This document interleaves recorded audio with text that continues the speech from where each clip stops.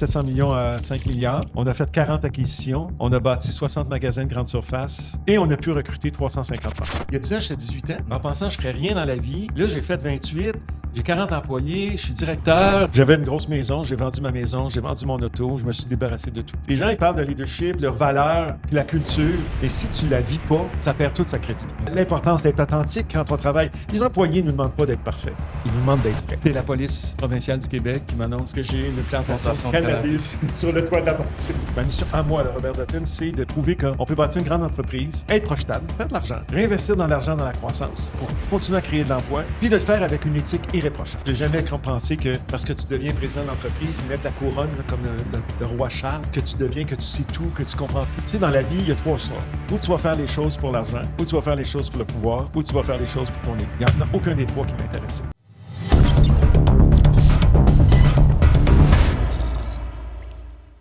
Bonjour tout le monde, je suis ravi aujourd'hui de vous accueillir pour le premier épisode du podcast Nordique. Nordique Plus, c'est un podcast où nous interviewons des entrepreneuses et des entrepreneurs, des hommes et des femmes d'affaires, mais surtout des personnes d'expérience dans le monde des affaires. Le but, c'est qu'ils nous parlent d'insights, qu'ils nous racontent comment ça se passe dans le métier, leur histoire fondatrice et des astuces qui vont nous permettre de naviguer dans le courant qu'est le monde des affaires. Aujourd'hui, j'ai la chance d'interviewer Robert Dutton qui, pendant 20 ans, était à la présidence de Rona. Il a concrètement fait passer la compagnie de 400 millions à 5 milliards de dollars. Bonjour, Monsieur Dutton. Comment allez-vous aujourd'hui? Ça va très bien, vous? Ça va bien. Est-ce que vous pouvez nous parler un peu de votre parcours depuis que vous êtes jeune jusqu'à qu'est-ce que vous faites présentement? Bon, alors, écoutez, moi, je suis presque né dans une quincaillerie. J'avais 4 ans lorsque mes parents, parce que c'était un projet de famille, mes parents ont ouvert une quincaillerie à Laval, dans un quartier qui s'appelait Sainte-Dorothée, qui était un petit quartier très agricole à l'époque. Et donc, une petite quincaillerie, là, 250 mètres carrés, comme une espèce de dépanneur.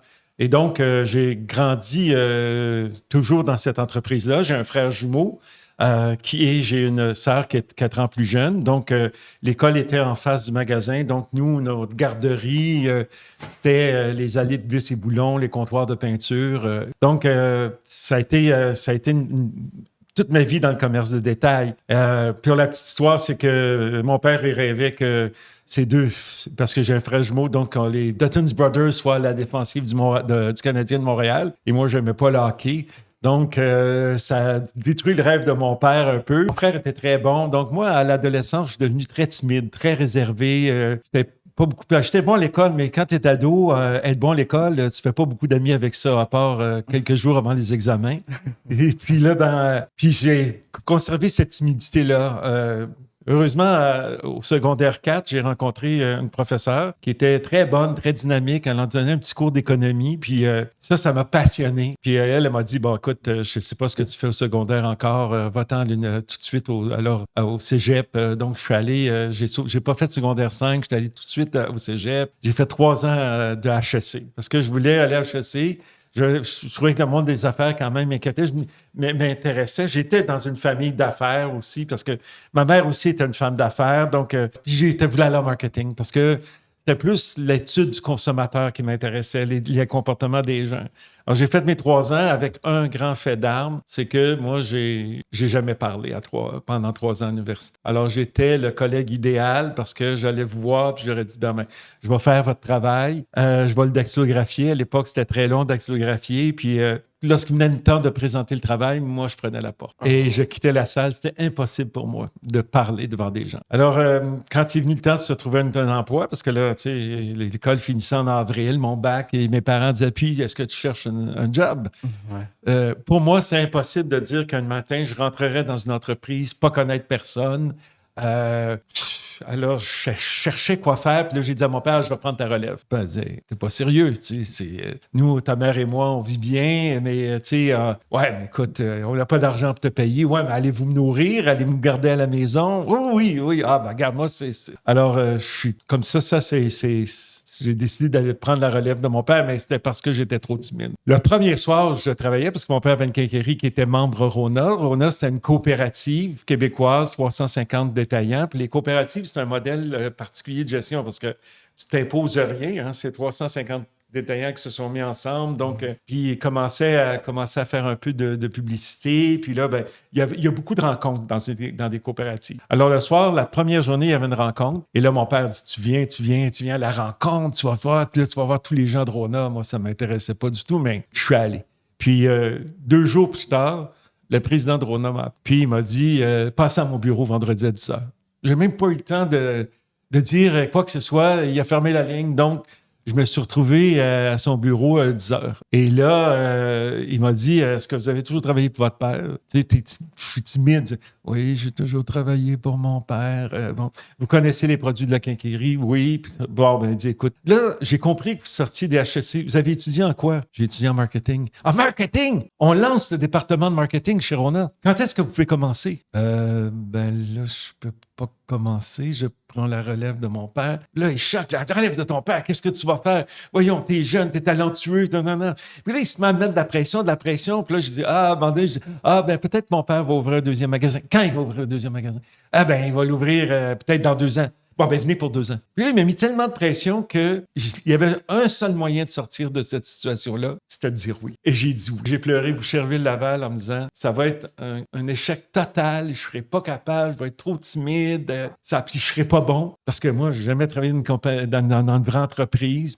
Et j'ai commencé le 27 juin 1977. Je dis la date parce que pour moi, c'est comme ma date de naissance. Et c'est comme, je suis né là. Puis, il faut se mettre à l'époque, quand je suis rentré, c'est au Québec, il y a comme un éveil parce qu'il faut se rappeler que les Québécois n'étaient pas francophones, n'étaient pas très considérés dans le milieu des affaires. C'était surtout les anglophones. Et donc, mais là, on commençait il y avait un réveil. Là. On entendait un monsieur Pellado qui achetait des imprimeries. On entendait un monsieur Laurent Baudouin qui prenait la relève chez Bombardier. Puis, dans le secteur de la quincaillerie, il y avait beaucoup de nouveaux joueurs. Canadian Tire venait s'installer, Beaver Lumber, tout ça. Puis, les détaillants de marchands Rona, ils étaient comme, hey, on peut pas se faire voler notre marché, tu sais.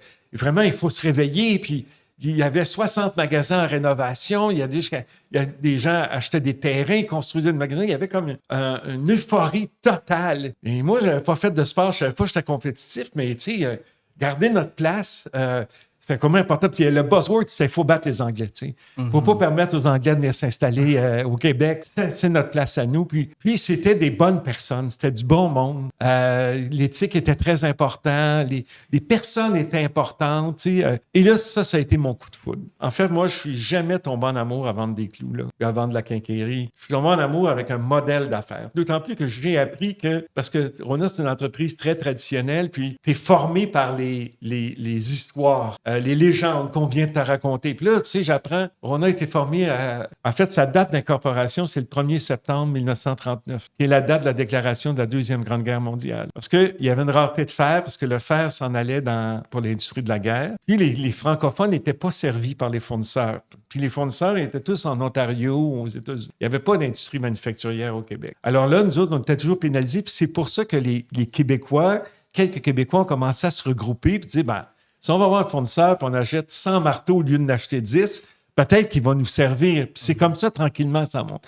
Et après ça, ils ont développé l'industrie manufacturière puisque l'histoire dit qu'ils partaient en tournée, ils allaient voir dans un petit village, là, ils retrouvaient un monsieur à Yamaché, Marcel Duchesne. Marcel, il avait une petite shop, fabriquait un peu de clous pour la région. Marcel, on achète tous nos clous en Ontario puis en États-Unis. Agrandis ta shop.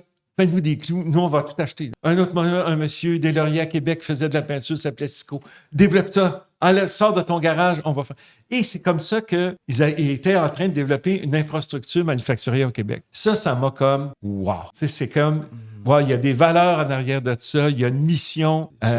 C'était comme, ça, c'est venu mon coup de foudre. C'était plus grand que vous. C'était plus grand que moi. Puis tu sais, alors là, tout de suite, je me suis intéressé. J'ai pas perdu ma timidité tout de suite, j'ai pas gagné une confiance en moi, mais je sentais que je participais à quelque chose. Alors, j'ai grandi, puis après 1 an, mon patron m'a fait venir, puis il a dit, écoute, c'est très traditionnel, tout le monde rêvait de lui, puis alors il m'a dit, comment tu structurerais ça? Alors moi, j'ai dit, on va créer un service aux membres, c'est-à-dire tous les services de développement pour les marchands. Tu sais, il y avait des études de marché, il y avait un architecte faire des plans, des designers.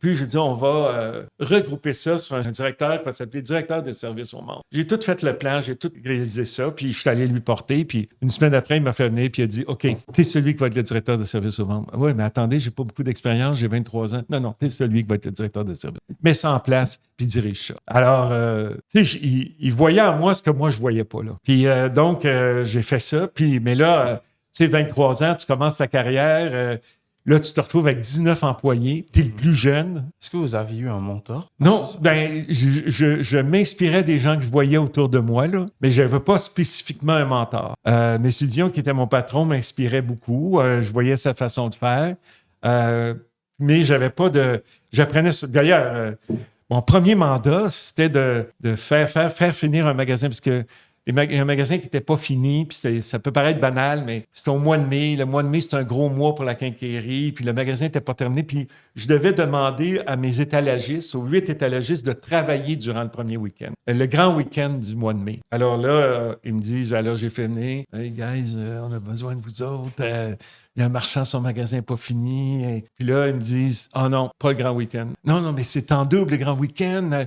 Je peux vous le remettre en temps. » « Non. Ma femme ne voudra pas que je travaille le grand week-end. Ah, je vais envoyer des fleurs à ta femme. Tu sais, va trouver une solution. Non. Et à un moment donné, il y a un qui me dit, si t'es pas content, fous-nous à la porte. Et ça, j'avais pas appris à l'école. Qu'est-ce qu'on fait quand quelqu'un nous dit, si t'es pas content, fous-nous à la porte. Le soir, j'étais dans mes livres de ressources humaines, des HEC, pour dire, j'ai-tu manqué un cours? Qu'est-ce qu'on fait? Le lendemain, j'allais voir mes collègues. Qu'est-ce qu'on fait? Puis il y en a, c'est un bluff. Carl le bluff. Non, il y en a un qui me dit, va voir ton boss, dis que tu n'es pas capable de faire le job. Non, moi, il faut faire le travail. Il faut faire le travail. Le premier mandat. Ouais. Alors, j'ai eu une idée d'aller aux ressources humaines, voir le dossier de celui qui m'avait dit, si tu n'es pas content, ben nous dehors. Puis, je me suis aperçu qu'il avait postulé sur le poste d'analyste marketing que j'avais eu l'année précédente. Ah, j'ai dit, c'est ça, sa frustration. Puis là, fallait que je rencontre les employés, donc je les ai rencontrés. Puis là, on a discuté. Puis à un moment donné, il me l'a dit, tu sais, moi, j'avais postulé sur le poste, je ne l'ai pas eu, c'est toi qui l'as eu. Peut-être parce que tu es un fils de marchand. Tu es un fils de marchand. Puis, mais non, mais écoute, c'est pas de ma faute. Puis là, mais je dis, toi, tu veux grandir dans l'organisation? Oui, je veux grandir. Puis là, je dis, bon, qu'est-ce que tu voudrais faire? Puis là, on a fait un plan ensemble. Mm-hmm. Puis à la fin de la rencontre, il m'a dit, OK, on va y aller en fin de ça. Première leçon de management. La dimension la plus complexe de gestion, c'est pas les budgets, c'est pas la finance, c'est pas la planification stratégique, c'est les personnes. Puis j'ai compris une chose, je me suis dit, si moi je veux grandir dans l'organisation, ou si je veux grandir je savais pas que je travaillerais toujours pour Rona, mais si je veux grandir, il faut que j'apprenne à mobiliser les personnes et à gérer. Et c'est souvent un grand problème que les gens ont parce qu'ils pensent que les personnes, c'est pas important. Mais moi, je me suis toujours préoccupé de ça. Puis ça a été très important. Puis j'ai continué on m'a toujours donné de plus en plus de responsabilités. Alors, j'ai grandi rapidement, puis en 84, 7 ans plus tard, on me nommait vice-président marketing. Moi, j'ai dit à mon boss, pas mais vice-président marketing, j'aime ça, mais c'est trop limite. Moi, ce que je veux, c'est vice-président développement marketing. Parce que j'aimais le développement. Moi, je suis passionné de la planification stratégique. Tu sais, l'échiquier, là, ouais, avec les pions que tu mets, OK, les contextes économiques, les changements de comportement de consommateurs, les législations, après ça, qu'est-ce que fait ton concurrent? J'adore ça. Même encore aujourd'hui, j'adore ça. Puis moi, je voulais participer à ça. Si c'est juste marketing, tu arrives là-dedans, mais les décisions sont prises. Moi, je voulais être dans les décisions du développement. Puis il m'a dit oui. Alors, je suis devenu vice-président, président de développement marketing, puis ça m'a permis de créer des nouvelles enseignes, de revoir des modèles, d'inclure des boutiques de décoration dans les magasins, de faire de nos magasins aussi des centres de location. Alors, tu sais, il y avait plein de projets, mais Rona, ça a toujours une terre à projet. Puis, ce qui était, des fois, il y a des chances dans la vie. Tu sais, oui. Moi, je pense que plus tu es chanceux, plus tu travailles. Plus tu travailles, plus tu es chanceux. Mais il y a des fois, il y a des chances. Rona, il faisait confiance. Alors, j'arrivais avec mes idées, puis les marchands disaient, OK, c'est correct, on va l'essayer. Alors, je suis devenu vice-président marketing. On a fait ça. J'ai fait la première campagne en quincaillerie pour la campagne publicitaire, une quincaillerie annoncée par une femme. Alors, imagine, en 84, une publicité où les femmes annoncent la quincaillerie, c'était comme out of this world. C'est une vie progressiste. Puis, donc, ça allait très bien. parallèlement, durant toutes ces années-là, Rona allait... parce que Rona, les magasins appartenaient aux marchands, puis nous, ce qu'on avait, c'est des acheteurs qui négociaient des ententes, on recevait la marchandise dans un centre de distribution, puis on redistribuait. Puis Rona a fait des erreurs un peu classiques, là. Ils ont changé les formules de préparation de commandes, tout ça, ils n'ont pas parlé aux employés, puis donc s'est installé un syndicat, puis s'est installé un mauvais climat, puis ça allait pas bien. Tout le secteur du développement, du marketing, les marchands étaient très contents. Mais sa base là, de recevoir sa commande chaque semaine, pas d'erreur, ça n'arrivait plus. Donc, les marchands étaient un peu... puis le syndicat prenait de plus en plus de pouvoir. Puis en 89, ils ont fait une grève pendant 3 mois. Puis moi, quand il y a une grève, les cadres ont le droit d'aller travailler. Donc, moi, pendant 3 mois, je suis allé dans le centre de distribution préparer des commandes pour des marchands. Puis l'été... Il faisait chaud dans un centre de distribution l'été, ceux qui ont déjà travaillé. Mais j'ai tout appris la logistique. Puis je me disais, ça va peut-être me servir un jour. Et mon président n'était pas bien vieux, il avait 49 ans, puis il a dit, quand la grève était réglée, tout ça, quelques mois après, il a dit, je m'en vais. Et là, moi, j'avais juste 35 ans. Là, je dis, c'est trop tôt, ils vont me dire, t'es trop jeune. Mais j'ai dit, ouais, je vais mettre mon nom, au moins pour qu'ils sachent que moi, je veux grandir. Mm-hmm. Faut qu'il y ait un signe. Alors, j'ai mis mon nom, puis le processus, on était 2. Puis le processus, c'était qu'il fallait qu'on identifie les 5 plus gros enjeux de Rona, puis de trouver une solution, mais sur une page. Une page pour les 5. C'était 5 pages. Et la 6e page, pourquoi ça devrait être. Donc, j'ai beaucoup travaillé. J'ai identifié. Aux États-Unis, il y avait des nouveaux formats qui s'appelaient Big Box Store qui s'en venaient. On savait que le consommateur voulait la variété. Il n'y avait pas d'Internet à l'époque. Le problème de relations de travail, notre problème de productivité. Donc, j'ai tout fait ça. Et ça a été long, le processus. Puis, après 4 mois, on m'a annoncé que j'avais la job. Mais là, ils m'ont dit, tu ne t'appelleras pas président tout de suite. On va t'appeler vice-président exécutif, chef des opérations. Puis là, on va te coacher, on va t'envoyer suivre des cours à Harvard. OK. Mais restituons-nous où on est en 80. 90, c'est une récession. On est le centre de distribution le plus inefficace en Amérique du Nord. Puis on a des gros défis parce que Rona n'a jamais voulu faire d'argent. Parce qu'une coopérative, ça n'a pas un modèle de faire de l'argent. S'il reste de l'argent à la fin de l'année, tu le divises entre les marchands, entre les membres de la coopérative. Alors, mais là, on avait des défis qui s'en venaient avec les grandes surfaces, donc il fallait faire de l'argent, puis on n'était pas efficace. Alors, moi, j'ai dit, on peut faire de l'argent, mais il faut aller chercher l'efficacité. Et puis j'avais pas d'argent pour engager des consultants. Qu'est-ce qu'on fait? Puis la première journée, là, comme président, là, tu sais, quand tu arrives, tu es président, là, ben, tu es vice-président exécutif, mais prends la place de ton boss. Ouais. Tu es à son bureau. Là. Tu t'assois, là. Tu étais de l'autre côté, et là, tu es ici. Là. Il y a un feeling. Là. Ouais. Tu sais, le téléphone sonne. Ah, ton premier téléphone. Et là, je réponds. Et j'apprends que c'est la police provinciale du Québec qui m'annonce qu'il y a eu un avion radar qui a passé au-dessus de la ville de Boucherville et que j'ai une plantation de cannabis sur le toit de la bâtisse. Comment vous avez réagi quand vous avez vu? J'étais consterné. Parce que là, tu te dis, attends, là, il y a des gens qui ont pris des sacs de terre, puis un centre de distribution, ça a 10 mètres de haut. C'est haut, là. C'est 30 pieds, là. C'est 10 mètres. Alors, comment on peut monter ça, faire la plantation, puis qu'il n'y a personne qui s'en rende, alors qu'il y a un vice-président logistique, un directeur logistique, des contremaîtres, des adjoints contremaîtres, et personne. Alors là, ça m'a fait un peu, mais tu sais, le lendemain, c'est la Banque nationale qui m'appelait, puis tu sais, il venait de découvrir qu'un petit garçon de 35 ans était pour être le président de Rona. Il était en panique, il voulait me rencontrer. Alors, la première semaine était très, très, très, très difficile. Puis même le vendredi soir, quand j'ai fini la première semaine, je me suis dit, hey, c'était mon rêve, moi, de devenir président de Rona, puis c'est un cauchemar. Est-ce qu'à ce moment-là, vous étiez encore timide, oui. Le jeune Robert? Bien, comme chez Rona, il y a beaucoup de présentations à faire, j'avais quand même, je te dis pas que j'avais perdu en tout cas, j'avais perdu un peu de ma timidité. Puis tu sais, j'avais comme des succès, donc j'avais commencé un peu à prendre confiance en moi. Je me disais, je suis pas si mal que ça. En fait, même quelques années auparavant, en fait, quand j'ai eu 28 ans, j'ai pris 10 jours à Vancouver pour aller réfléchir. Parce que là, j'ai dit, wow, ma vie, c'est très différent de ce que j'avais pensé, tu sais. J'avais déjà une 40aine d'employés. Ça, c'est 7 ans avant de devenir président de Rona. Puis là, j'ai dit, je vais aller réfléchir. Parce que là, j'avais pris la conscience du temps aussi. Il y a 10 ans, j'étais 18 ans. J'étais au cégep en pensant que je ne ferais rien dans la vie. Là, j'ai fait 28. j'ai 40 employés, je suis directeur. Hey, là, peut-être qu'il faut que je me fasse un plan. Parce que dans 10 ans, 12 ans, je vais avoir 40 ans. Il faut que je fasse un plan. Alors, j'étais parti à Vancouver, visiter Vancouver, mais réfléchir sur mon plan de vie. Alors, qu'est-ce que je veux au point de vue personnel? Qu'est-ce que je veux au point de vue professionnel? Qu'est-ce que je veux au point de vue santé, social? Au point de vue personnel, ben, j'avais juste travaillé. Mais moi, je rêvais d'avoir une femme, des enfants, une maison. À ce moment-là, vous n'aviez pas de Non. tout ça? OK. Non, ben j'étais sorti, j'avais pas rencontré une fille avec qui faire un projet de famille. Mais donc, tu sais, j'ai dit, il faut que je sécurise ça. Là. Puis après ça, deuxième, c'était qu'est-ce que je vais faire professionnel. Et à 28 ans, j'ai écrit un soir, un jour, je serai le président de Rhône. Mais je pensais que ça viendrait quand j'aurais 48 ans. Je me dis, ça va venir dans 20 ans. Et je vais travailler tellement fort que c'est ça qui va faire que je vais devenir président de Rhône. Puis j'avais déjà des idées, puis j'essayais de pousser mes idées. Il avançait bien, mais il y en avait qui avançaient pas. Alors c'est ça. Puis là, sur la santé, puis là, j'ai dit, désolé, je vais m'entraîner, je vais faire un programme d'entraînement, puis je vais aller dans un centre, je vais peut-être rencontrer une fille. Puis, je trouvais des moyens de... À ce moment-là, c'était laquelle? Parmi ce triptyque, c'était lequel votre... C'est une bonne question.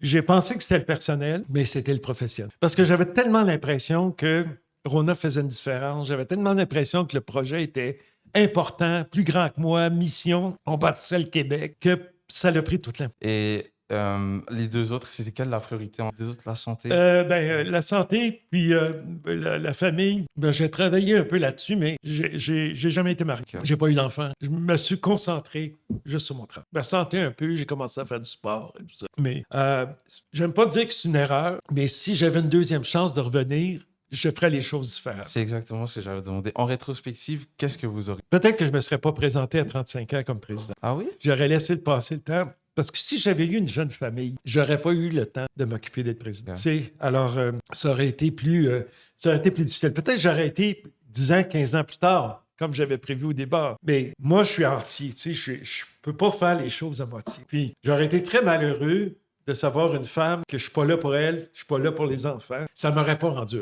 J'aurais toujours été dans la culpabilité. Donc, j'ai inconsciemment concentré toutes mes énergies sur le projet de l'entreprise. Je n'avais pas cet esprit-là. À 18 ans, je me disais, je serais jamais capable de faire ça. C'était à 28 ans. Quand j'ai rentré, puis là, j'ai vu, puis qu'est-ce que j'étais capable de faire. Je mettais des idées, on les acceptait. Là, à 28 ans, j'ai dit, mon objectif à 28 ans, c'est de dire, si j'ai été capable de me développer autant en 10 ans, pas c'était limite. J'avais lu une phrase d'Aristote, le philosophe grec, qui disait « On devient homme en se surpassant ». Alors moi, je me suis quand même surpassé un peu, mais je peux pousser mes limites. J'ai 68 ans aujourd'hui et je veux encore pousser mes limites. J'aime ça, me mettre en situation de danger, j'aime ça me pousser, j'aime ça. Des fois, tu as un échec, des fois, ça ne fonctionne pas, mais le feeling d'aller plus loin...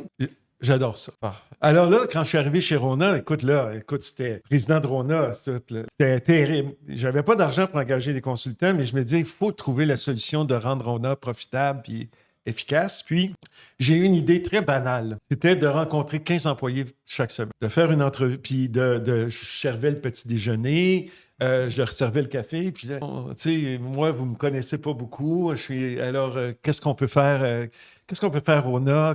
Et là, les gens me posaient beaucoup de questions au départ parce que, il y a des gens qui me connaissaient, mais il y a des gens qui ne me connaissaient pas. Puis là, les gens disaient, écoute, qu'est-ce qui va arriver avec Rona? The big box store is coming from Home Depot. Qu'est-ce qu'on va arriver avec nous? On était inefficace.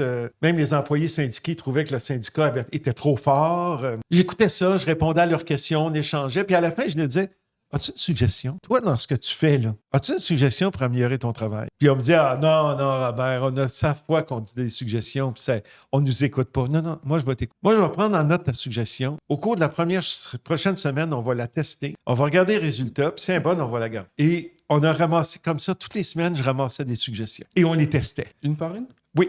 Tout. Même quand tu sentais que ça ne marcherait pas, mais l'idée, c'est de comprendre à l'employé que, OK, ça n'a pas marché, mais tu peux en dire une autre. Puis, qu'ils comprennent qu'ils étaient écoutés. Mais après 1 an de suggestions, on en avait retenu 250 qui ont créé 2,5 millions d'économies récurrentes sur l'efficacité. Une entreprise qui n'avait jamais fait d'argent.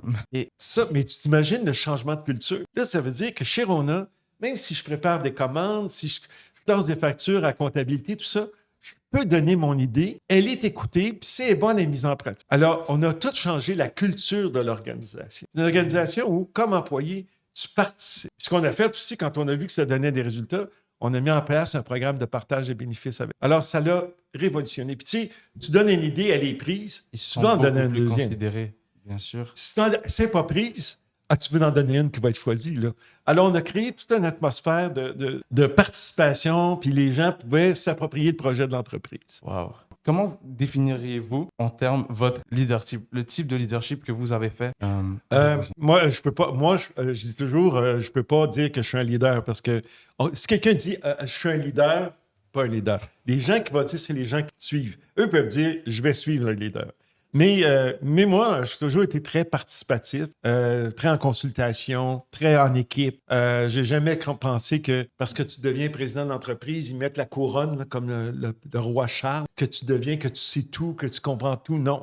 Donc, de toujours faire participer les gens et beaucoup communiquer. Non, c'est de communiquer. Moi, mon rôle comme président de leadership, c'est la vision. Un plan stratégique, une vision, un grand rêve. Quand je suis rentré président, j'ai dit un jour, on va être le premier au Québec. Et là, après ça, j'ai dit un jour, on sera le premier au Canada. Puis, mais là, on va être le premier au Québec. Il faut améliorer notre efficacité, notre productivité. On l'a fait. Puis après ça, on a commencé à penser, OK, on était rendu efficace, on faisait du profit. OK, on peut regarder les grandes surfaces. Comment on va faire ça? On va faire ça en respectant nos valeurs. En 1939, on s'est regroupés ensemble pour faire un groupe d'achat dans les années 70 pour se donner une enseigne, faire de la publicité. Là, on s'est toujours regroupés. Bien là, les grandes surfaces, ça coûte 20 millions. Il n'y a pas un marchand qui peut avoir 20 millions, donc on va regrouper des marchands ensemble.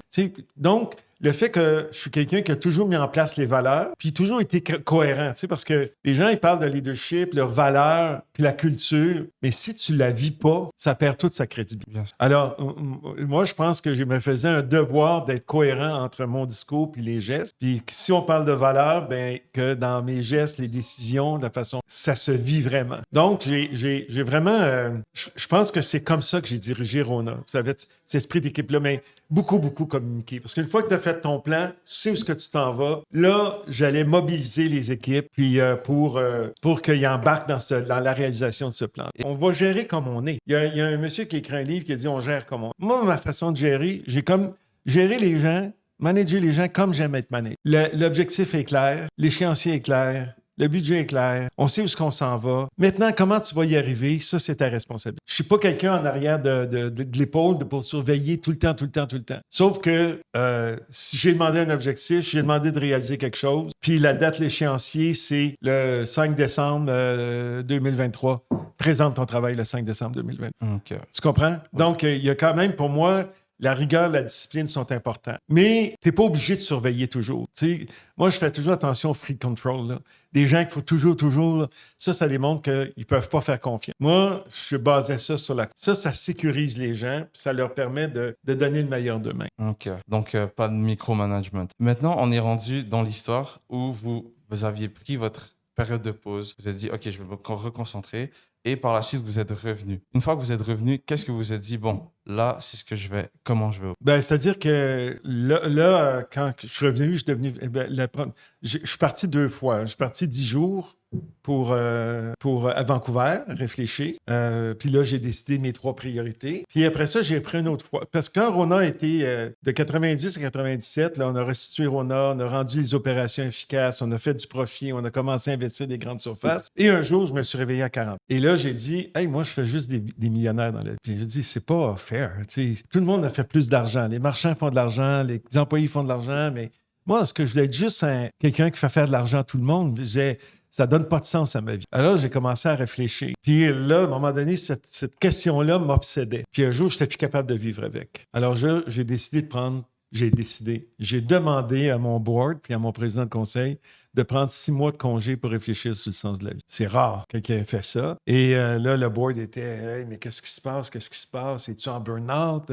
Non, j'ai juste besoin d'aller réfléchir. J'avais une grosse maison, j'ai vendu ma maison, j'ai vendu mon auto, je me suis débarrassé de tout. Puis là, j'ai dit, moi, il faut que j'aie pas d'attache, il faut que je réfléchisse comme un homme libre. Qu'est-ce que je vais faire pour les prochaines années de ma vie? Et moi, je pensais que j'irais en Haïti aider les enfants abandonnés ou je vais aller voir Mère Teresa pour bâtir des écoles. J'avais toutes sortes de projets. Puis j'ai réfléchi. Puis j'étais un homme libre. Puis je pensais pas que je retournerais chez Rona. Je pensais que je m'en irais dans l'aspect social. Puis j'étais obsédé par la pauvreté. Je me disais, il y a des gens qui n'ont pas eu la même chance que nous autres, puis comment je pourrais aider ces gens-là? Puis je cherche comment je peux faire, puis je suis allé faire du bénévolat, puis je me disais, non, c'est pas ça. Puis un jour, pendant mon congé de 6 mois, vers la fin du congé, je n'avais pas trouvé quoi, puis j'ai rencontré quelqu'un qui m'a raconté l'histoire d'un chômeur, qui était un monsieur qui était un immigré, 3 enfants, qui est arrivé à Montréal, il n'avait pas de job, puis il a dit, il est venu cogner dans ce bois, puis chez nous, puis il dit, moi, je ne peux pas lui donner une job,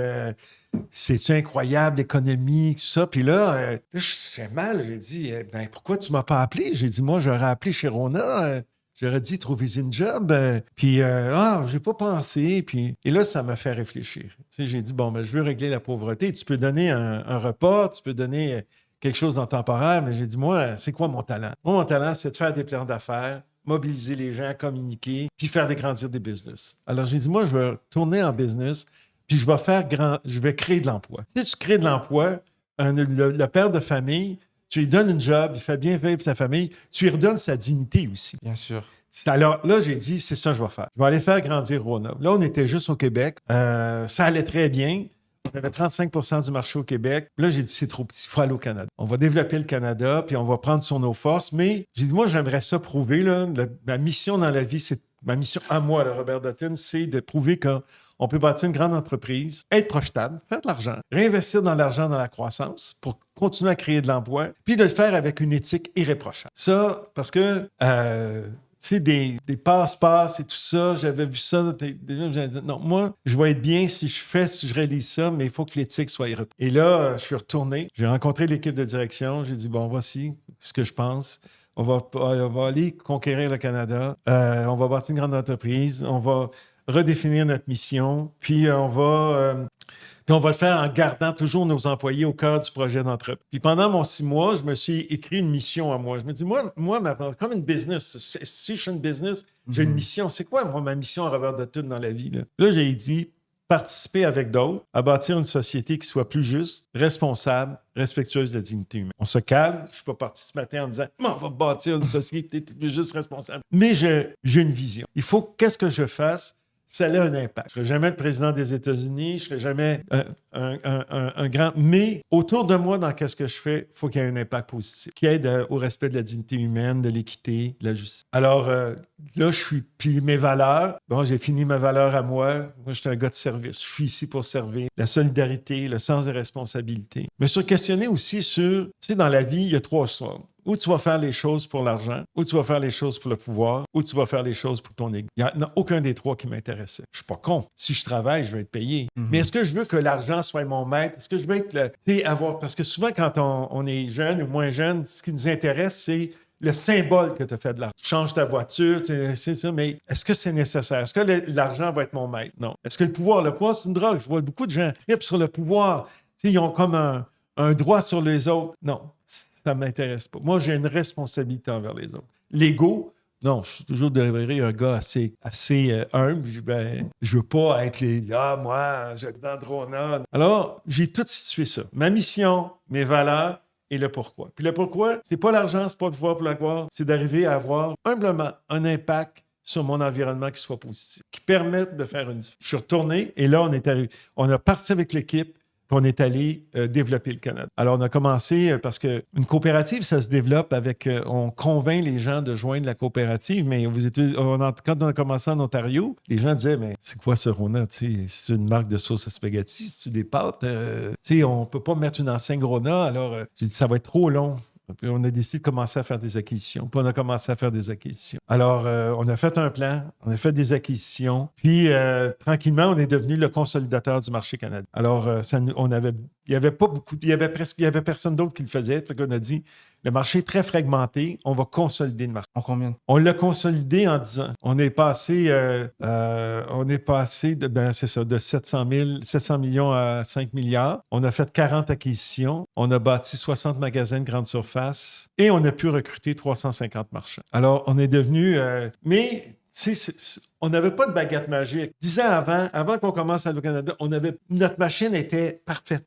La distribution, les relations de travail s'étaient replacées. Tout ça. Donc, les gens pensent que souvent, les gens et les financiers croyaient que moi, je touchais à quelque chose, ça revirait en or. Non. 10 ans auparavant, on avait bien fait l'entreprise. C'était une opération efficace, optimisée. Et là, ça nous a permis de faire cette croissance-là. En même temps, ce que je voulais, c'est que souvent, les entreprises vont se battre contre Greenpeace, ils vont se battre contre les groupes de pression environnementaux. Et moi, je voulais qu'on soit l'entreprise la plus éco-responsable au Canada. Alors, ce qu'on a fait, c'est qu'on s'est assis avec Greenpeace en Ontario, David Suzuki dans l'Ouest canadien et Équiterre ici à Montréal. On a dit, nous, on veut avoir le plan de développement durable le plus solide. On ne peut pas tout faire du jour au lendemain, mais est-ce que vous pouvez nous accompagner? Ils ont dit, sure. Et ils nous ont accompagnés. Donc, ça nous a permis d'avoir des politiques de coupe de bois parce qu'on achète beaucoup de bois, nous, qui soient respectueuses de l'environnement. On a fait le premier produit avec la Polytechnique, la chaire du cycle de vie, qui était complètement en récupérable de la pièce 1 à la pièce 2. On a pris beaucoup de... Alors, c'est une chose sur laquelle je suis très fier. Donc, puis on a fait ces acquisitions-là. Mais quand tu fais des acquisitions, tu sais, c'est comme si tu embauchais 5000 personnes que tu n'as pas choisies. Mm-hmm. Et eux ne t'ont pas choisi non plus. Donc, mon rôle de président, c'est de leur faire comprendre la culture de l'organisation, faire comprendre nos valeurs, notre histoire, où on s'en va. Donc, il y a une grosse partie de ma job, c'était préparer l'avenir, puis après ça, aider les gens à comprendre la culture de Rona, puis les valeurs de Rona, puis d'y adhérer. Donc là, vous avez conquéri le Canada. Par la suite, c'était quoi vos prochains plans? C'est-à-dire que là, une fois le Canada, il faudrait que durant cette période, il y a une période très positive au point économique, sauf que vers la fin, à partir de 2008, l'économie canadienne a baissé. Donc là, on a parlé de récession et tout ça. Donc, ça a été plus difficile. Là, c'était plus de protéger notre territoire, protéger nos résultats que d'envisager l'expansion. Moi, je visais toujours les États-Unis, surtout le nord-est américain et toute la côte est, parce que nos études nous montraient que le comportement du consommateur était très semblable à celui des Canadiens. Donc, on avait analysé un besoin en termes de distribution. Pas rajouter des magasins, mais peut-être servir des magasins à opération de distribution. Il faut se rappeler que toute cette croissance-là, c'est bien beau, 40 acquisitions, 60 magasins, mais il a fallu la financer. Puis pour le faire, c'est qu'on a pris une décision de devenir une entreprise dont les actions seraient transigées à la bourse. Ça nous permettait d'aller chercher du capital plus facilement. Ça bonifie aussi la valeur de ton action parce qu'il donne la valeur au marché de ton action au lieu de la valeur au livre. Donc, mais c'est aussi un certain danger parce que le marché boursier, c'est pas toujours en croissance, là. Donc, le marché, on est allé sur le marché boursier. Ça a bien été. On est allé chercher à peu près 1 milliard de capital pour financer nos projets. Sauf que quand la récession est arrivée, bien là, ça a été plus difficile.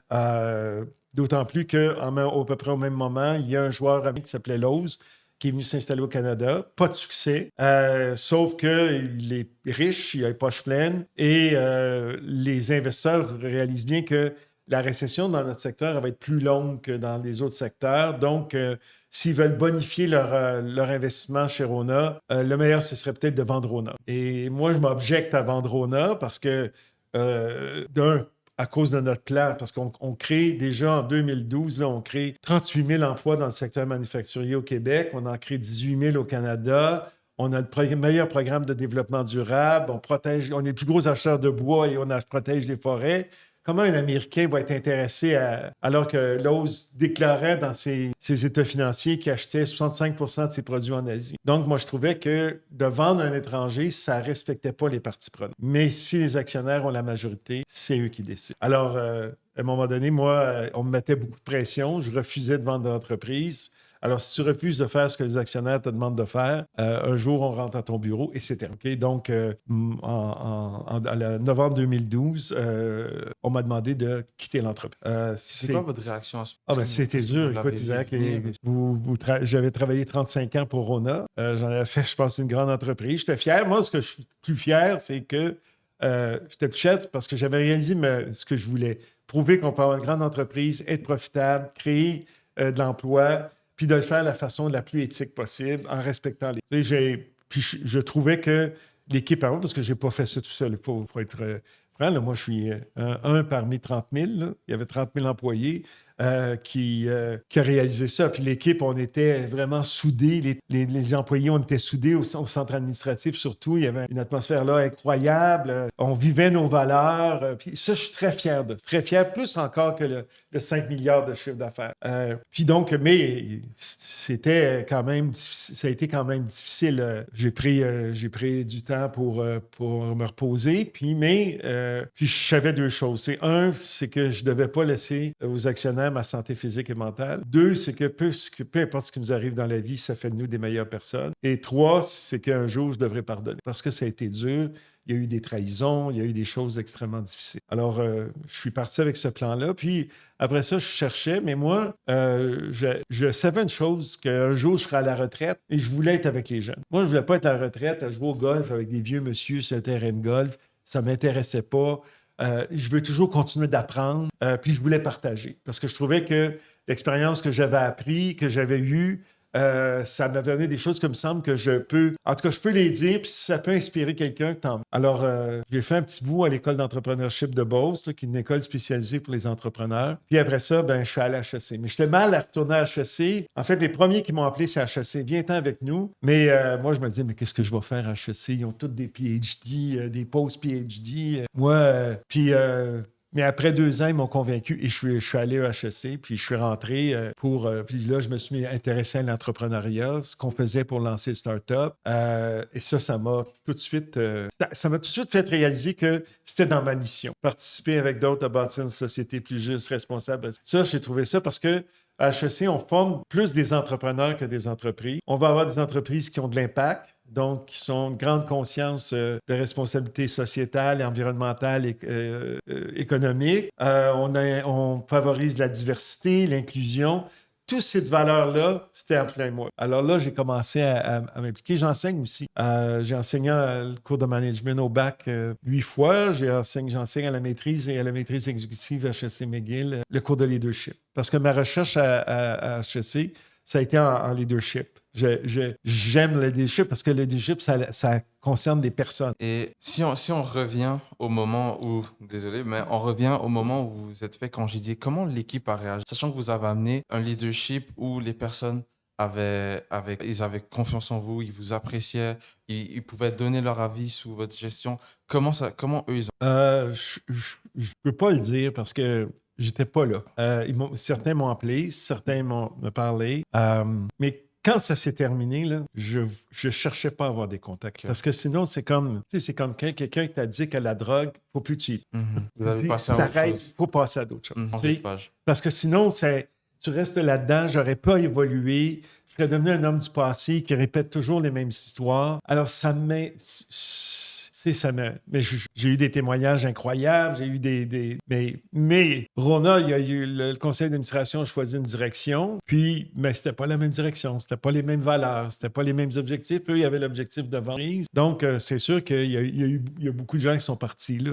Mais c'est le passé, puis je veux pas penser à ça. Okay, J'ai fait ce que j'avais à faire. J'ai donné le meilleur de moi-même. J'ai réalisé quelque chose que, tu sais, je pense toujours au petit garçon insignifiant qui a fini au cégep à l'université à 22 ans en étant certain qu'il ne ferait rien dans la vie. Je réalise que avec d'autres, j'ai réussi à mobiliser des femmes, des hommes à réaliser ça. J'ai à être fier de ça, tu sais. J'ai à être content. Aujourd'hui, j'ai plein d'entreprises, plein de jeunes, de moins jeunes aussi, de gens ils veulent lancer une entreprise en créant un impact positif. Dans l'écosystème entrepreneurial québécois, est-ce que vous diriez que vous avez réussi à avoir un grand impact sur les entrepreneurs qui maintenant vont faire des entreprises géniales demain? Je pense que, tu sais, je veux pas être humble. Je pense que si je me mets à ce qu'on me dit, je crée un impact. Non seulement parce que je parle de sens, je parle de valeur, je parle du rôle social, économique, environnemental d'une organisation. Je ramène un autre regard. J'ose espérer que j'ai de l'impact parce que c'est ça que je veux. On ne peut pas continuer à faire des entreprises qui ne soient pas responsables envers l'environnement, qui pensent qu'on peut utiliser les ressources n'importe comment. Donc, le message que je donne, je pense qu'il est retenu, puis je pense qu'il est retenu par les bonnes entreprises, les bonnes startups, les bonnes jeunes entrepreneurs qui vont vouloir faire la différence aussi.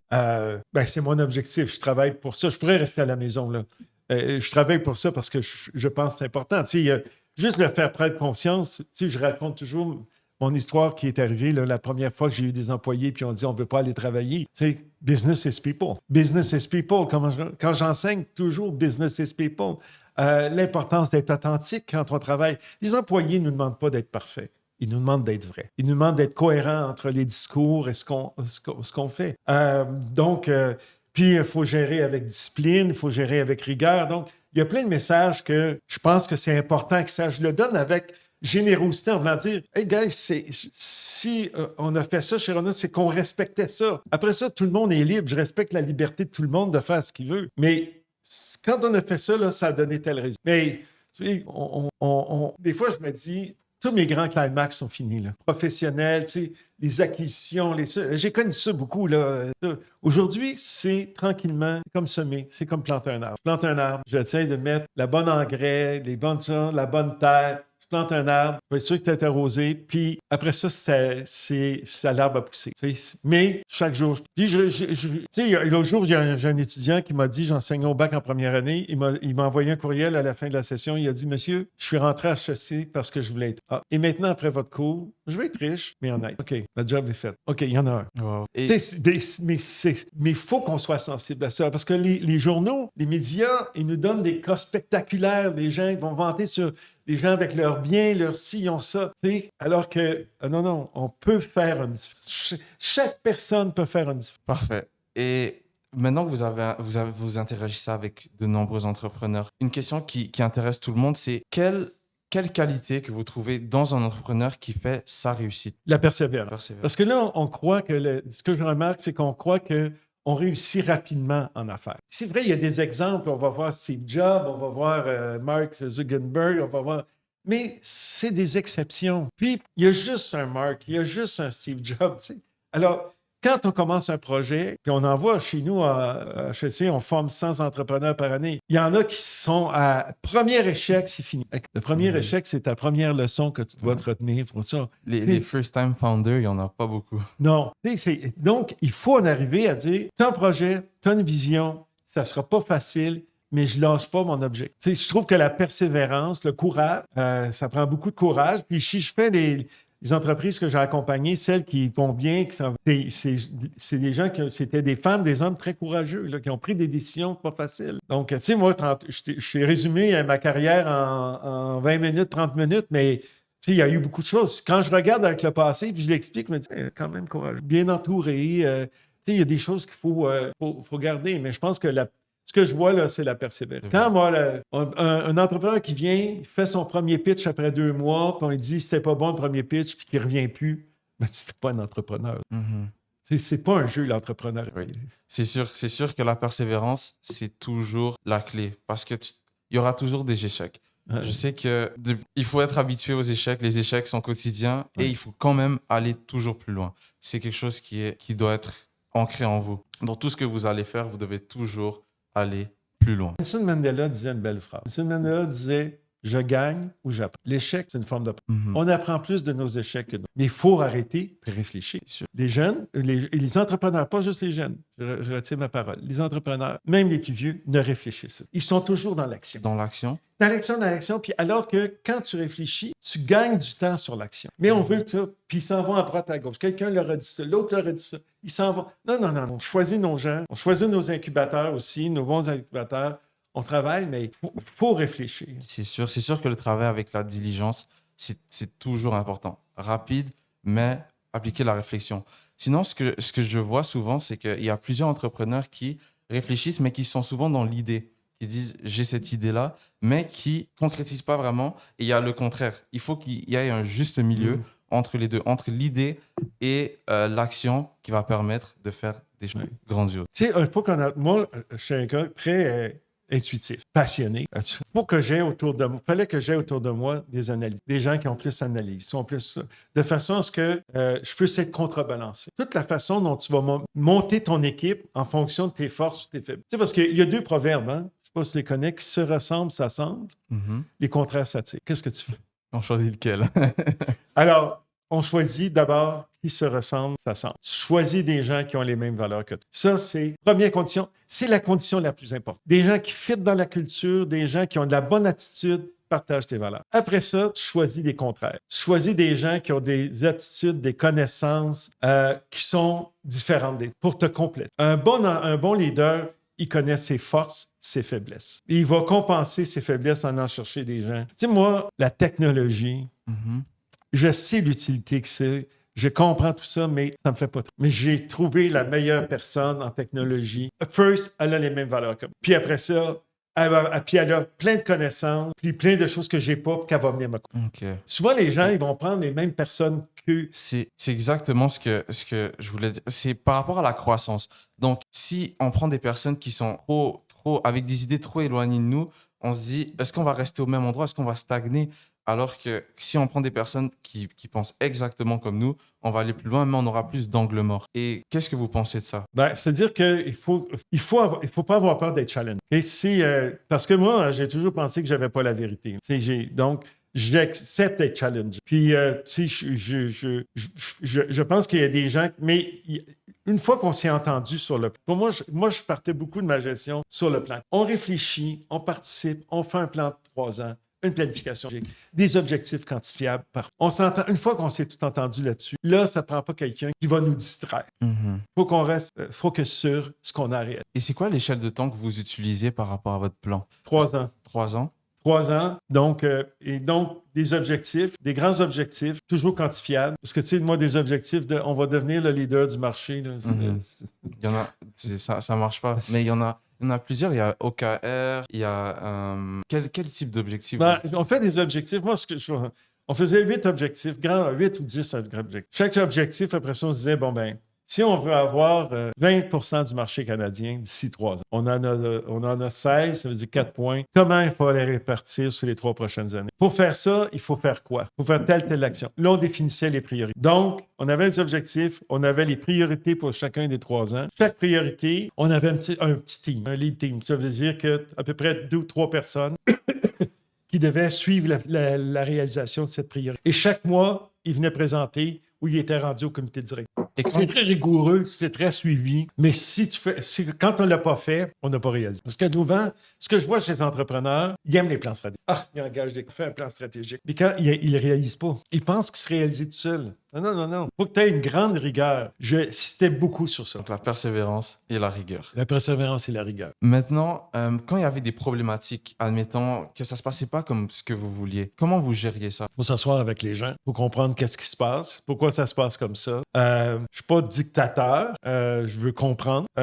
Parce que business is people, souvent, c'est toujours une considération humaine en arrière. Puis, qu'est-ce qu'on peut faire pour corriger rapidement? Tu sais, moi, la semaine chez Rona a commencé à 8 h le lundi matin avec un comité directeur. Pour être certain qu'à 8 h, là, tout le monde, à la fin, à 10 h, là, quand le comité finissait, tout le monde était sur le même point. Tu sais, donc, toujours la rigueur. Donc, de façon à ce que... Et s'il y a un problème, qu'on le règle tout de suite. Parce qu'il peut arriver une situation, si tu laisses les choses s'envenimer, ça rempire. Donc, puis, au comité de direction, beaucoup de transparence. Claude, je pense, Claude, tu as manqué ton coup dans la publicité. Là, je suis prêt avec un overstock. Qu'est-ce que ça? Si tu ne dis pas les vraies choses, bien là, ça s'envenime. Donc, j'ai tel problème, les gars, je pense que ça va. Puis comment on va les régler, puis qui peut. Alors, ça, pour moi, c'est... j'ai pas l'expérience. C'est tuer le problème le plus rapidement possible. Dans les problématiques possibles, on sait que les concurrents, c'est quelque chose qui stresse beaucoup de personnes. Comment vous regardiez vos concurrents et vous pensez à la stratégie par rapport... J'étais plus préoccupé par les clients que par mes concurrents. Si tes concurrents ont un succès, c'est qu'il fait quelque chose de mieux que toi. Il a mieux compris le consommateur. Donc, pour moi, ce qui était important, c'était de m'occuper des... Je vais regarder les concurrents, je vais regarder ses positionnements, mais je n'étais pas un obsédé des concurrents. Si tu viens juste un obsédé des concurrents, tu oublies de t'occuper de tes... Qu'est-ce que le client veut? Où il va aller? Alors, puis de faire un modèle d'affaires, de trouver... Parce que mes concurrents étaient surtout des big box stores. Mais les big box stores, il y avait un gros avantage. Il y a de la variété et tout ça, mais... Est-ce que vous pouvez définir Big Box Un Store? big box store, c'est plus que 10 000 mètres carrés. OK. C'est un très grand magasin. Mais un 10 000 mètres carrés, oui, ça fait gros, ça fait fort, mais tu ne peux pas en mettre partout. Moi, le modèle d'affaires pour concurrencer ça, c'est qu'on pouvait mettre un magasin Rona, peu importe la taille du marché. Un petit marché, tu mets un petit magasin, un moyen marché, un moyen magasin. Donc, ça c'est un moyen sur la concurrence de prendre la place à travers le Canada. C'est pour ça qu'on est devenu le premier au Canada. Si on avait été seulement dans un concept de magasin pour faire comme les concurrents, ben là, on se serait battu dans les grands centres contre Home Depot. Puis les gens pensaient que les petits magasins... Non, les petits magasins vont rester à cause des marchés. Puis même dans les grands marchés, il y a des gens qui veulent avoir encore du service. Donc, les concurrents, c'est pas... Tu les regardes, tu essaies de comprendre leur stratégie, où ils s'en vont, mais il ne faut pas que ça devienne obsessionnel. Ce qui devient obsessionnel, c'est qu'est-ce que le client, comment il va évoluer. OK. Comment vous avez agrémenté les équipes pour que du marketing jusqu'au au pôle qui s'occupe des clients et comment ça se passe? Comment vous avez fait pour que toutes ces équipes-là soient alignées vers l'objectif et qu'ils soient toujours aussi performants, sachant que vous avez apporté des résultats vraiment bons à la compagnie? Il faut que tu communiques. Il faut que le message vienne d'en haut. Il faut que tu t'assures que tout le monde reçoit le même message et que tout le monde comprend ce message. C'est une question de communication. Tu sais, il y avait tous les 3 mois, on rencontrait tous les employés pour expliquer les résultats financiers. Une fois par année, il y avait la grande réunion annuelle pour expliquer les résultats de l'année, plus les projets pour l'an prochain. Il y avait une tournée du Canada. Au mois de février, en quincaillerie, c'est très tranquille, là. Il n'y a pas beaucoup d'activités. Donc, on en profitait. On louait des grandes salles, 2000, 2500 personnes. On rencontrait les employés. J'allais expliquer les employés du terrain. Là. J'allais expliquer les résultats financiers, présenter les campagnes de publicitaires qui s'en viennent au printemps, répondre à leurs questions. Donc, il faut que tu sois sur le terrain pour leur expliquer puis écouter leurs questions. Après ça, des plus petites réunions avec les directeurs de magasins. Donc, moi, mon action était beaucoup sur la communication, de m'assurer que tout le monde comprenait où on allait puis pourquoi on allait. OK. Et le message était bien compris, sachant les résultats que vous avez. Puis tu sais, tu t'assures aussi parce que, tu sais, tantôt, je te parlais le comité de direction le lundi matin. Bien, quand les gens de ce comité de direction sortaient, les vice-présidents, ils devaient faire une réunion avec leur directeur pour que leur directeur sache aussi où on s'en va. Et les directeurs, après ça, rencontraient les employés. Tu sais, la chaîne de communication est importante. Puis si tu fais un grand changement, envoie pas un courriel. Si tu fais un changement de structure, un changement d'orientation, moi, quand j'entends des chefs d'entreprise dire « Ah, j'ai envoyé un beau courriel », ça me rend. Rencontre tes gens. Permets aux gens qui te posent des questions. Ça va faire qu'ils vont être engagés. C'est pas l'idée qu'ils travaillent plus fort. Non. C'est l'idée que le 7h, le 7h30 qu'il va te donner, il va être engagé. Il va comprendre pourquoi. Pour se donner le meilleur de sa personne. Oui. Tu veux pas qu'il devienne un workaholic, c'est une maladie mentale. T'sais. Mais tu veux que le temps qu'il est là, il y a du plaisir à faire son travail, puis il comprend pourquoi. Parfait. Maintenant, on va passer à la décision. Je sais que en tant que CEO, vous avez à faire plusieurs types de décisions. Vous devez savoir quelle va être prioritaire, qu'est-ce que je dois faire en premier, qu'est-ce que je dois me réfléchir. Comment vous abordez vos décisions? Ben, écoute, j'analyse le marché, je réfléchis, je regarde qu'est-ce qui se passe, je me base sur nos résultats, je regarde mes comparables. Tu sais, les entreprises sont souvent publiques, donc tu as accès à leurs chiffres. Chaque année, on faisait une étude du comportement du consommateur, donc pour savoir comment il allait. Je rencontrais toujours un ou deux économistes de banque pour qu'ils me disent ça va être quoi l'économie au cours des 2 ou 3 prochaines années, qu'est-ce qu'ils voient comme tendance. Donc, tu sais, de ramasser plein d'informations pour, après ça, te meubler ta réflexion. Après ça, tu rencontres tes gens, tu leur demandes qu'est-ce que vous voyez pour les prochaines années, c'est quoi des enjeux, quels enjeux tu vois, tu discutes avec eux, tu retiens des éléments. Tu sais, tu prends un paquet d'informations, c'est comme un entonnoir, puis après ça, tu arrives à la fin, puis là, tu as ce qu'il faut pour prendre une décision. Puis d'essayer d'apprendre la plus collectivement possible. C'est sûr qu'à la fin, ça va prendre le call et c'est toi qui vas le faire. Mm-hmm. Mais si tu as bien expliqué et que tout le monde a senti qu'il a pu participer, ça va passer. Oui. Et est-ce que vous avez eu des décisions que vous avez regrettées? Et au moment où vous regrettez, qu'est-ce que vous faites? Est-ce que vous changez directement? Est-ce que vous laissez aboutir? Qu'est-ce que vous faites en cas où si ça se passe pas comme vous l'avez? Je pense que c'est rare que les grandes décisions stratégiques ne sont pas passées comme j'avais. On a tellement réfléchi. Il peut arriver des petites décisions parce que, tu sais, ton spectre décisionnel est grand. Tu as des grandes décisions puis tu en as des plus petites. Mais moi, si on pense qu'on s'est trompé, on se corrige tout de suite. Je n'essaie pas à m'obstiner à faire marcher ce qui marchera. T'sais, donc, il faut que ta vitesse de réaction soit très grande, très rapide. C'est pas, surtout que le retail, c'est très, le commerce de détail, c'est très, moi, je trouve que c'est très sportif. Tu as une game chaque jour. T'sais, si Bombardier ne vend pas un avion d'affaires aujourd'hui, c'est pas très grave. Mais si aujourd'hui, à cause de la tempête hier, on a perdu 14% une journée sur 7, il faut que tu réagisses. Je suis certain que les retailers sont en train de regarder ce week-end, qu'est-ce qu'ils vont faire pour aller chercher. Donc, il y a beaucoup de... C'est pas, moi, je dis toujours à mes gens, c'est l'urgence, mais pas la peine. Mais il faut vivre en situation. Donc, persévérant, rigoureux et diligent. Oui. Parfait. Maintenant, ça intéresse vraiment beaucoup d'entre nous. Quand on est CEO d'une compagnie qui fait des milliards de chiffres d'affaires, il ressemble à quoi nos journées? Ah, ça, c'est... je dirais que nos journées... moi, je dirais que c'était de 8h à 7h, 8h matin, 7h le soir. Beaucoup de rencontres. Donc... il y a toujours plein de rencontres des gens qui veulent te voir, veulent faire avancer leur dossier, veulent te présenter quelque chose. Donc, beaucoup de rencontres avec les employés, la direction. Tu vas avoir des rencontres avec, tu peux avoir des rencontres avec les financiers. Lorsque l'entreprise devient les actions cotées à la bourse, 25% de ton temps, c'est de rencontrer des investisseurs. Parce qu'il faut que tu stimules l'intérêt de ton action, sur ton action. Donc, de rencontrer des investisseurs, des financiers, des analystes. Je dirais on est presque tout le temps réunis. Il faut qu'arriver, c'est pour ça que je dis 7 heures, parce que peut-être que de 5 heures à 7 heures, là, tu as de la réflexion. Là, tu as le temps de plus penser, voir les choses, penser les dossiers. Tu sais, t'es pas président à 40 heures par semaine. Il faut comprendre, là. Tu sais, les gens ils disent on est bien payé, mais ça veut pas dire que tu travailles 24 heures sur 7, mais tu peux être sollicité 24 heures sur 7. OK?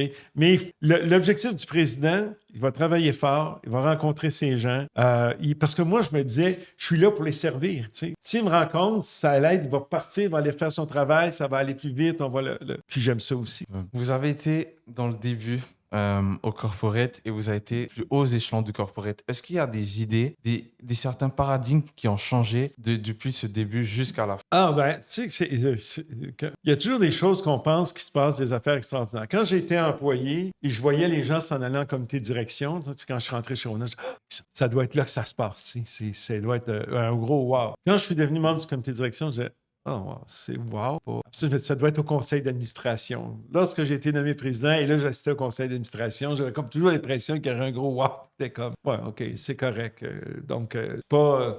On a des grandes attentes. Souvent, on va être déçus de nos attentes parce qu'on pense toujours qu'il y a des grandes discussions stratégiques, tout ça. Puis là, on s'aperçoit, on dit, ouais, OK.